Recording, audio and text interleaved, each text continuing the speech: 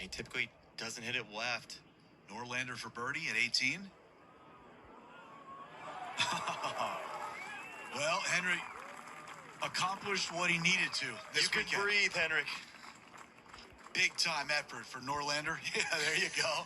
What you guys just witnessed was a PGA Tour professional's final putt of a tournament where he wasn't really in contention, but it was still a pretty decent week for him. He finished tied for 17th. He was tied for 23rd prior to making that putt, and for a PGA Tour player, the vast majority of weeks, you're not going to be in contention. But whenever you can make a putt like that, it's always nice to pocket an extra $15,000 to $20,000 or so. But there was a little bit more to it than just that. What's up, everybody? It's Buffalo Ben 15 Golf back at it again. And today I'm just here to give my congratulations to a PGA Tour professional who I think had a extremely underrated season.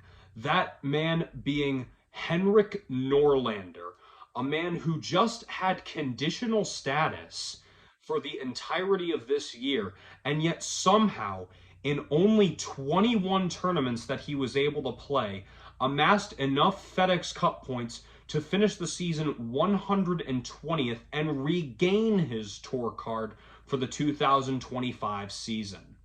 Henrik Norlander last year played in 32 tournaments, made the cut in 16, missed it in the other 16. His year was highlighted by a tied for second place at the Sanderson Farms Championship in October of 2023 at the Country Club of Jackson. This wasn't just any runner-up finish for Norlander. This tournament featured a 5-man playoff where Luke List, as you see here, drained a 50-footer that ended up winning the tournament after Henrik Norlander's birdie try missed on the low side. Now, in this tournament last year in October in Mississippi, it looked like there was some good news and there was some bad news for Henrik Norlander.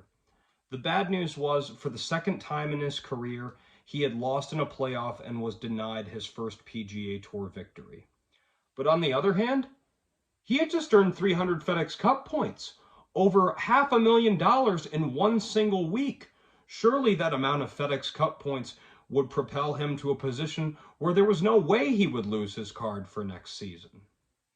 Well, that would be the case if it weren't for a very important caveat that exists within the PGA Tour FedEx Cup points distribution system. The number that we need to take a look at here lies next to the earnings column.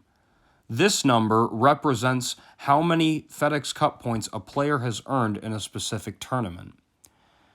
As you see, Henrik Norlander, even though he finished tied for second, didn't earn those 300 FedEx Cup points that he should have. But the reason for that is because when multiple players tie for a certain position, the PGA Tour spreads out the FedEx Cup points evenly among those players. The PGA Tour FedEx Cup points distribution system theoretically assumes that all players will finish solo in their position at the end of each tournament. And because there were 4 players in this tie for second, the amount of FedEx Cup points in total that are awarded to the player who finished solo second, solo third, solo fourth, and solo fifth were all added together and then divided evenly among all 4 players that lost the playoff. This is the reason that Henrik Norlander received 116 less FedEx Cup points than it might first seem like he did. Even so, Henrik Norlander still jumped 22 positions in the FedEx Cup point standings from 142nd to 120th in the span of just this week, from well outside to a semi-comfortable distance inside. But there were still 4 tournaments to go. And Henrik Norlander did not do well in those 4 tournaments, making only one of the 4 cuts and finishing at an agonizing 126th place in the FedEx Cup points standings, meaning that he had lost his tour card and would only play on conditional status the following year. Now, what exactly does conditional status mean? Well, to make a long story short, it cuts your schedule in roughly half. Most of the tournaments that you were able to play the last year when you had your full status, you aren't going to be able to play this year. Your schedule is mostly limited to the alternate events that take place opposite a World Golf Championship or a major, such as the ISCO Championship or the Myrtle Beach Classic or the Barracuda Championship, and some standard PGA Tour events that are not the signature events that have no cuts. Henrik Norlander had his first chance to start in the 2024 PGA Tour season at the Mexico Open at Vedanta and finished a very impressive tied for 13th. He then followed it up with another excellent week 3 weeks later at the Puerto Rico Open, finishing tied 11th. All of a sudden, this guy was getting some serious TV time. People were seeing his name at the end of tournaments when they showed the final leaderboards. Usually they only show the first 2 pages. It's not like he was on the front page, but he was always on that second to front page.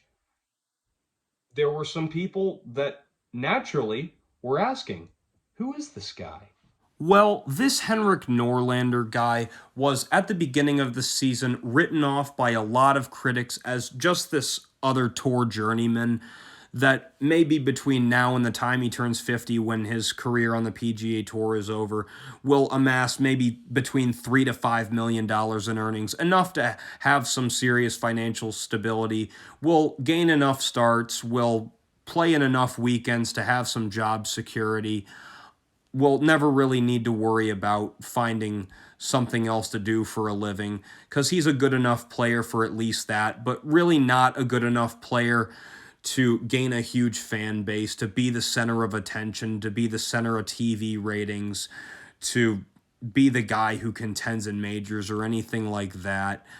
And partially they'd be right. There weren't any tournaments this year where Henrik Norlander completely wowed everybody. There was only one tournament this year where he finished in the top 10, being the Black Desert Championship in St. George, Utah, where he finished tied for 8th. There wasn't a whole lot of fireworks in his season. There wasn't a whole lot of wow moments. There wasn't a whole lot of moments where somebody would be looking at him and be saying in front of their TV, oh my gosh, he's just crushing everybody. But there were a lot of weekends where he played maybe not perfect, maybe not amazing, but very, very good. In just 21 starts, Henrik Norlander had 9 top 25s this year. The Mexico Open at Vedanta, tied for 13th. Not an alternate event. The Zurich Classic of New Orleans, with a very strong field where Rory McIlroy played. He finished tied for 19th. Not all of these tournaments that he was finishing high in were these smaller tour events either. The 3M Open, tied for 12th, for instance. This guy obviously knew what he was doing throughout this entire season. Very, very consistent. Only was there one instance where he missed multiple cuts in a row.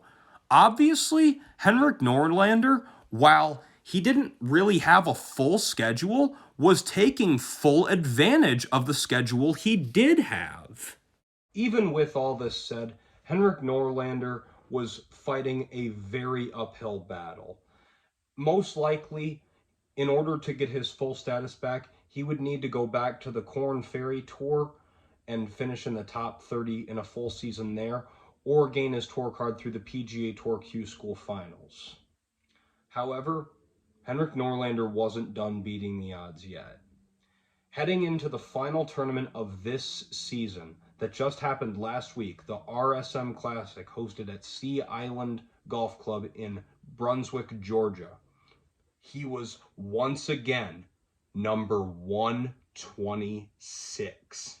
But this time, he still had one event in hand. This time, he wasn't on the inside being forced out. he was on the outside looking in. And boy, oh boy, did he deliver where it mattered most. This is the second round scorecard for Henrik Norlander at the RSM Classic this past week. With one hole to go before the 36-hole cut was set, Henrik Norlander was at even par. The cut line was 1 under. He needed a birdie on his final hole, and he got it. At the last possible second, Henrik Norlander squeaked himself into the weekend field at Sea Island and gave himself a chance to gain his tour card back. Had he missed that birdie putt, he would have once again finished agonizingly close to getting his tour card back.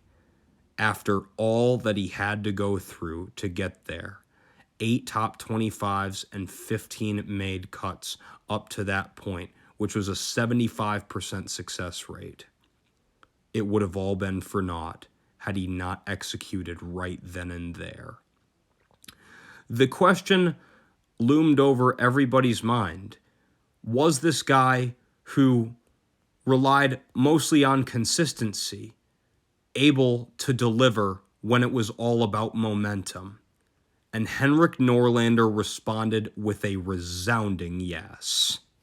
Following his last-second salvage, Henrik Norlander on moving day shot the low round of the day, a 7-under bogey-free 63, which catapulted him from a projected 126th to 121st in the FedEx Cup points standings. In the final round, he shot a 2-under 68, holding on to his position inside the top 125 FedEx Cup points earners, finishing 120th for the entire season. He had just made the same amount of cuts in the 2024 season as he did in the 2022-23 season, with 11 less starts, and 11 of the 21 events he played this year, he finished inside the top 30, an over 50% success rate, whereas last year he only had a 50% success rate in making the cut. Needless to say, his performance improved immensely from the season prior to this one. By the end of the season, Norlander had amassed a multitude of, like I said, not a lot of great, not a lot of amazing, but a lot of very, very solid weeks with some 6-figure paychecks and a lot of low scores. He was gaining the attention of sports writers for betting services such as DraftKings and GolfBet, who were finally turning their attention back to him in a favorable light. Even though Norlander was in a very similar position as far as FedEx Cup points were concerned over the course of the season, they could tell that the season for him was very different and a huge change for the better in his game. The golf accomplishments weren't just limited to PGA Tour events for Norlander either. In the 5 DP World Tour events he played this year, he made all 5 cuts, including a tied for 8th at the Omega European Masters, where he played so well, in fact, that on Saturday he was in the final threesome. I just had to talk about this guy. His season was so consistent and so solid from start to finish. He may have just been below that threshold of the front page pretty much every week, but you can bet more often than not he was on that second page. His consistency will only continue to get better, especially now that he has his full status back and can play any week he wants to. He was 9th. Yes, that's right, 9th this year in scoring average in PGA Tour events with a 69.26 average. And across all first-level men's golf tours in the world, he was 74th in scoring average, according to CBS Sports. It is going to be so interesting to see in the 2025 season which of these two Swedes, whether it's Alex Noren or Henrik Norlander, is going to get their first PGA Tour win first. Right now, I think I have to give the edge to Norlander. I really just said that. I know. Gasp, right? But I thought I just had to talk about this guy and how impressed I am with him and how proud I am of him, because I think he is a exciting new addition to the PGA Tour now that he's got his full status. Well, that's all for now, guys. I hope you guys enjoyed this video. It took me a good bit of time to put this together, but I felt like Norlander deserved it. He deserved more than just me throwing on my camera and me stuttering through it and stuff like that, like I have done for other videos before. So hats off to you, Mr. Norlander. I can't wait to see what you do next in 2025. This is Buffalo Ben 15 signing off. Have a good day, everyone.